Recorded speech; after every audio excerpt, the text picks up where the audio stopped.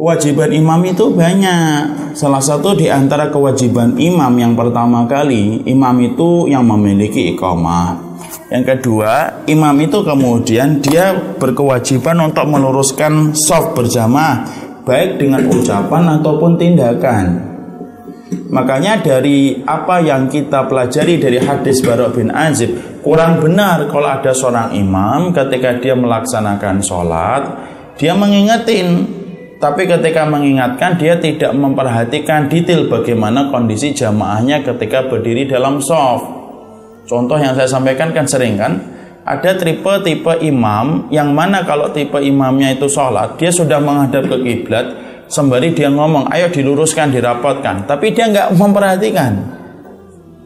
Padahal kemudian memperingatkan jamaah itu betul-betul diperingatkan secara benar, baik dengan ucapan ataupun tindakan, dilihat langsung mana yang bengkong diluruskan. Dan ini saya sampaikan, kewajiban yang semacam ini berlaku kepada imam laki-laki dan berlaku pula kepada imam perempuan.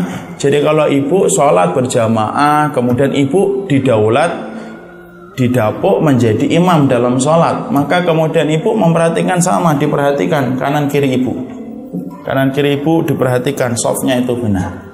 Dan kemarin kita telah membahas bagaimana indikator lurusnya shaf, yaitu bahu bertemu dengan bahu, kelingking kaki bertemu dengan kelingking kaki. Karena sesungguhnya di antara celah yang kita tinggalkan, di situ ada setan yang bisa merusak khusyuknya kita di dalam sholat dan bisa menyebabkan pecahnya hati di dalam mencintai.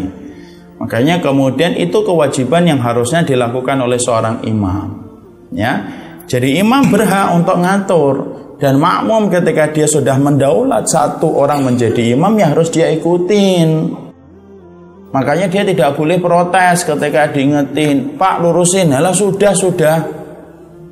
Saya pernah mendapati ada satu masjid, saya sholat di tengah itu, ada imamnya bagus, saya nggak terlalu kenal, saya cuma lewat ketika akan taklim.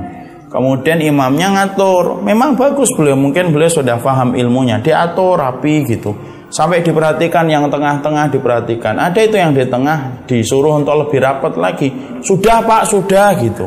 Sang imam mengatakan belum Pak, sudah sholat aja, kelamaan. Akhirnya kan suasana sholat jadi tidak enak kan. Ya imamnya mengamalkan ilmu, ketika diberitahu semacam itu, ya saya tahu perubahan wajahnya kelihatan. Tapi akhirnya ya semacam itu yang terjadi. Itulah yang kita khawatirkan kalau kita tidak memahami ilmunya. Makanya betul kan apa yang dikatakan ahlul ilmi, ibadah yang dilakukan tanpa ilmu, mandorotnya lebih besar daripada manfaatnya. Sebagaimana saya sampaikan kan, saya pernah jadi korban kan gara-gara masalah shaf kan, di Jakarta Selatan, di Jakarta Pusat. Bagaimana sholat, kemudian ketika kaki saya rapatkan kepadanya, saya diinjak dengan keras. Ketika kemudian sujud kan nempel kan, harus nempel kan, dipukul punggung saya. Dan itu dilakukan.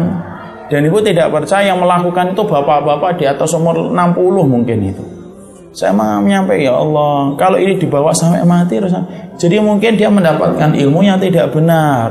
Kalau ada yang berusaha untuk nempel-nempelkan kelingking kaki, bahu-bahu rapat-rapat, itu Wahabi itu, mesti gitu mungkin. Pukul aja, terus mungkin jamaahnya ketawa. Dia mungkin pahamnya, oh harus saya pukul beneran itu. Akhirnya dibawa, dan sayalah yang menjadi korban. Disitulah kita mendapati, ya mau gimana kan? Padahal kayak gitu itu ciri khas Wahabi atau enggak? Kan ada hadisnya. Hadisnya tadi dari siapa? Abu Dawud. Dari siapa? Ibnu Majah. Dari siapa? Nasai. Kemudian Syekh Abdurrahman mengatakan hadisnya ini sanadnya marfu. Kemudian rawinya sih kalau kurang apa lagi?